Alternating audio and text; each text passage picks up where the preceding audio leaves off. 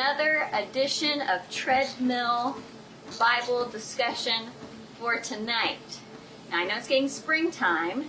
A lot of people are walking and you're outside trying to get in shape. So if you want to join me on the treadmill, go ahead and pause, go hop on, or go outside, pull up the little video as you're walking, and we'll get some steps in while I share the devotional for tonight. So when I was listening to Pastor Mark on Sunday, I was jotting down some of the notes, and there was a couple things out of his sermon that really spoke out to me, made some connections with my life, and so I thought I'd do kind of like a little recap of his sermon and what it brought out to me. So if you remember his story, it was called Cleo's Path, and it was about Jesus, who had just resurrected, and he is traveling, and two guys are walking down a path. I forget where they were going, but Jesus catches up to them and basically has a conversation with them, talks like normal. As they go down the road, it gets late, and Cleo says, "Why don't you stay with us?" And it's getting late. "Come on in, Jesus."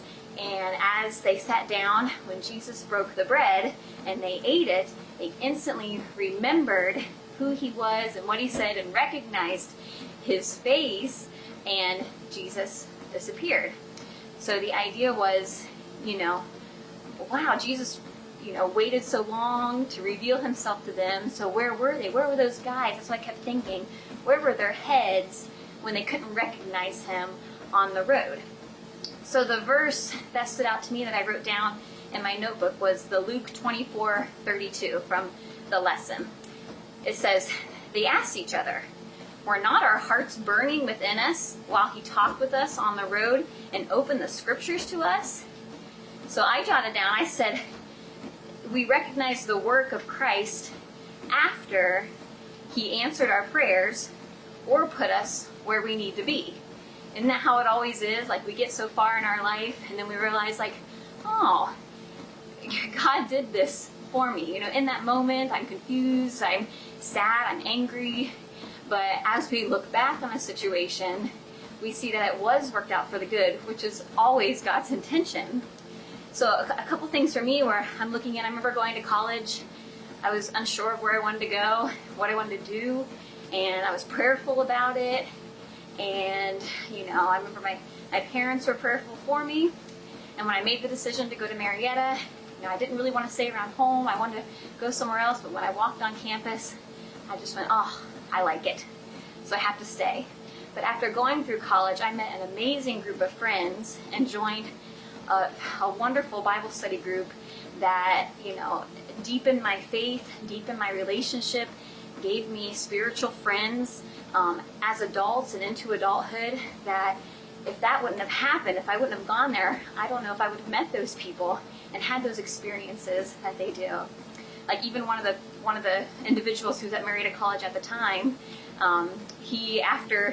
shortly after we all graduated, he moved to San Francisco to join Francis Chan's ministry, and he works side by side with Francis Chan, doing home ministry in San Francisco today. So it's kind of awesome how I kind of knew a person connected to that type of ministry.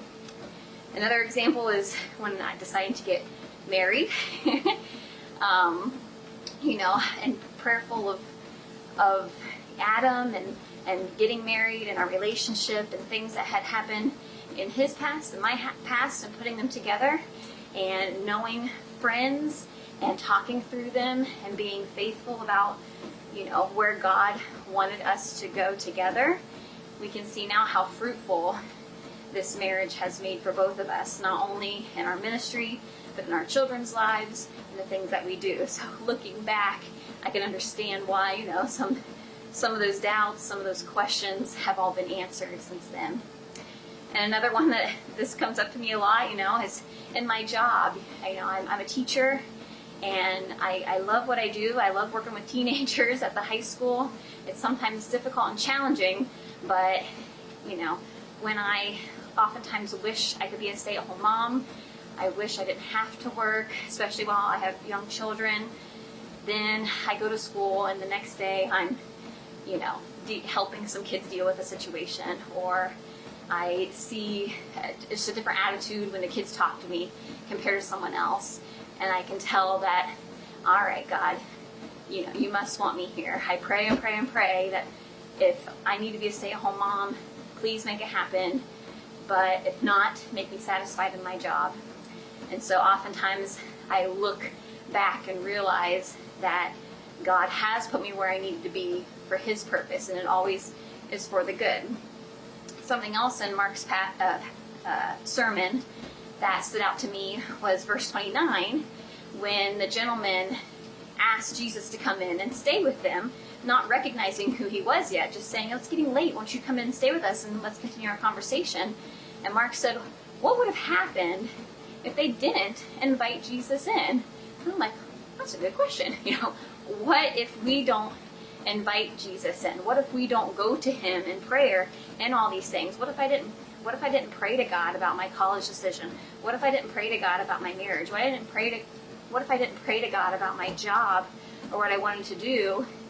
I would be missing that moment. I would have missed that moment for Him to reveal Himself to me in those situations. If I didn't invite Him in, if I didn't invite Him into those situations, I would have missed that moment for me to have my eyes open later and to see that God was working through it. No matter what, God's going to get His way in the end. No matter if we take the advantage at the moment He wants us to, or even if we don't invite Him in that day, He'll still keep going. He'll still keep walking and knocking on our door until we eventually let Him in. But look how long it took for us to do that. If we don't take advantage of that opportunity, if we don't ask, if we don't invite Him in that first time, in that moment, how long is it going to take for Him to set it all back up again until we're ready to say yes? So, and then it just kind of spirals back into, if it took us this long, look how much we've missed. And if we look back, think, why didn't I do this sooner? Why didn't I say yes sooner? Why didn't I invite Him in sooner? If I would have looked back to all these situations in my life and would have waited or have not sought after Christ in these decisions, He would have made it right in the end. But look how much longer. What else would I have missed in that situation?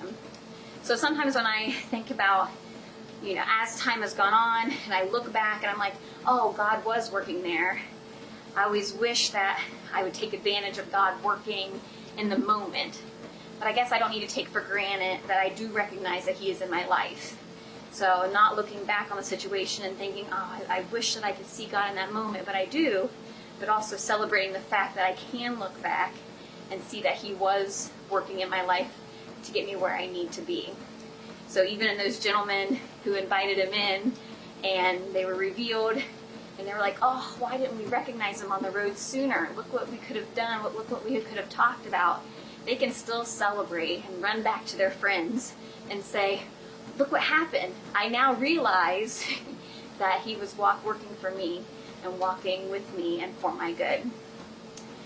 So just a couple things from Mark's sermon that kind of stood out to me that I think applies to a lot of us as we're moving forward. So don't get discouraged if you're in a moment where you don't think something's working out, or if you're confused, or if you think you need to be in a different spot, because God is going to put you where you need to be. He will reveal Himself to you in the end. Just if you feel like you need to continue to invite Him in and to ask Him to come and sit with you and break bread with you, take advantage of that moment right now and do it right now. Okay. Well, thanks for walking with me again.